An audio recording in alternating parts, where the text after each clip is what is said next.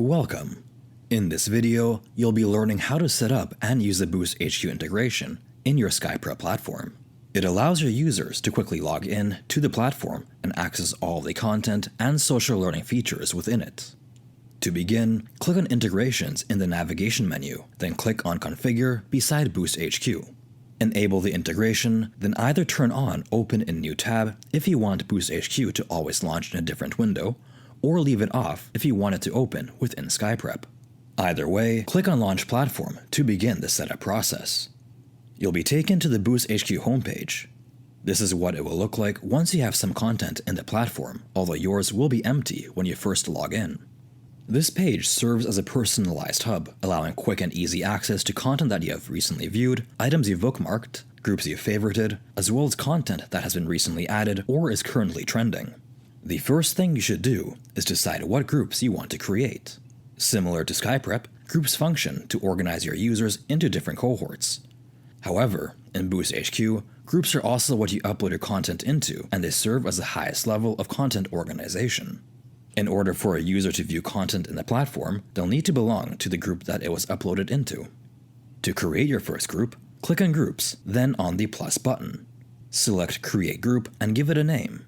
Next, choose its visibility. Private means that users will have to be added to the group by an admin or content contributors, while public groups can be joined by any user in your platform. Next, choose the default user option. You'll be able to choose between Viewer, where new users can only view the uploaded content, or Contributor, allowing users to upload content themselves. This only changes what users are set to when they are first added to the group, and you are free to change the rules afterwards. Finally, decide whether you want to allow user-submitted questions. Similar to Quora, this feature lets users respond to questions and have their answers upvoted if they're found useful. If enabled, you can also set whether questions will first require an admin's approval to be added. Once satisfied with the settings, click on Create Group. In your group, the first thing you should do is set up your categories and subcategories. This is how your content will be organized within your group. To set them up, just click on the cog icon to the right of Categories, enter the name of the category in the text field, and click the Add button. After adding one, you can either keep on creating more, or you can further break down your category by clicking on the Subcategory button. Once your categories have been set up, adding content is quite easy. Just click on the Share Content button at the top to begin. Share Link lets you add content from online sources. This option will embed the website in your platform as long as the target website supports iframing. If it doesn't, a link button will be displayed instead of the website itself. Upload File acts like the standard SkyPrep uploader and lets you upload content directly from your computer or mobile device. Google Drive lets you either add existing content from your drive or create a new Google Doc, Google Sheet, or Google Slide. If creating a new file, you can opt to allow collaboration by enabling the Allow Others to Edit this file option. The Calendar option allows you to embed a Google Calendar, while the HTML option will bring up the built-in HTML editor with a code portion at the top and a live preview at the bottom. Regardless of which option you choose, you'll be able to specify which category or subcategory the content should be added under, as well as add tags.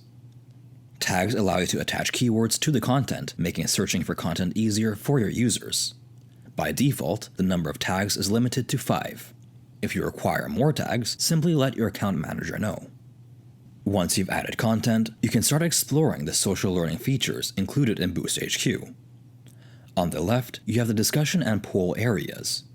Discussions allow your users to talk about the content, with full support for nested comments that allow multiple conversations to happen simultaneously.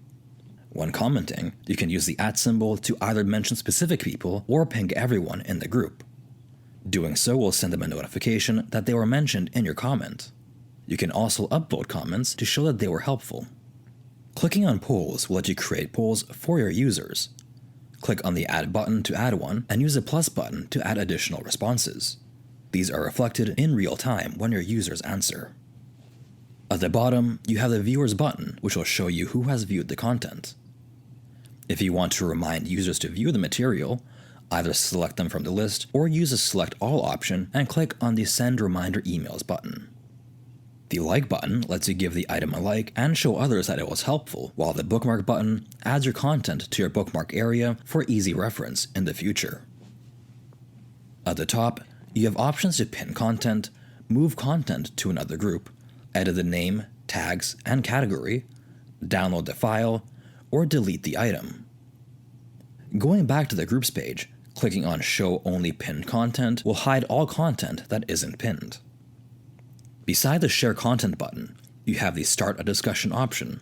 This will only be visible if you allowed user Q&A during the group creation process. Alternatively, you can enable it by clicking on Edit Group at the top. When starting a discussion, just add the title, description, and set the category and tags. When a user clicks on the discussion, they'll be able to answer the question, see existing answers, as well as upvote helpful answers.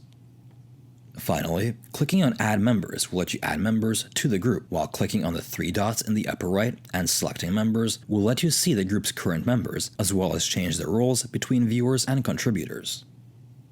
Before you can edit your users though, you'll first need to add them to the platform. There are two ways to do this. You can either add them through SkyPrep or directly through BoostHQ. If you add them through SkyPrep, their SkyPrep and BoostHQ accounts will be linked, allowing them to access BoostHQ directly from within the SkyPrep platform. If adding them through BoostHQ, they'll be standalone users whose accounts are not linked, and they will need to sign in directly through BoostHQ itself. To add users via SkyPrep, go back to the BoostHQ integration page and click on Manage Social Learning Groups. You can either add them to a new group by clicking on the Create New Social Learning Group button, or add them to an existing one by clicking on the group in the list. Regardless of which you chose, just use the Enroll Users button in the Members tab to add the users. If you want to add them through BoostHQ, click on Create User in the left, then enter their details and select the group they should be added to. When adding users, you can specify which groups they are automatically enrolled in. To do this, click on Settings in the left and enable Auto-Enroll for the groups. This can only be done with public groups, and if enabled, all new users will be automatically enrolled in these groups. Clicking on the Members tab will let you change a user's role in the platform, as well as remove their access. Admins have access to all settings in the platform, and they're also allowed to contribute to all groups. Members cannot add new users or change platform-wide settings, and they can be set to either viewers or contributors on a per-group basis. At the top of this page, clicking on Upload CSV will allow you to access bulk enrollment. Simply download the CSV template and add the users into the spreadsheet by following the headers. Once done, save the file, upload it into BoostHQ, and the users will be added.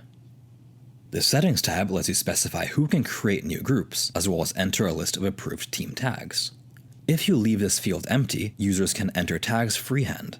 If approved tags are entered, users will only be able to choose tags through a dropdown, which is useful if you need to maintain a specific naming convention. Finally, clicking on Analytics will let you see usage and viewing stats. You can toggle between groups using the drop-down menu at the top, as well as specify the reporting date range using the buttons in the upper right. This covers the initial setup of your BoostHQ platform. Your users will now see a social learning platform button in their interface if they were added via SkyPrep. Clicking on this button will take them directly to your BoostHQ platform. If you want to change the wording of this button, or if you have any additional questions, just let your account manager know and someone will be happy to assist you.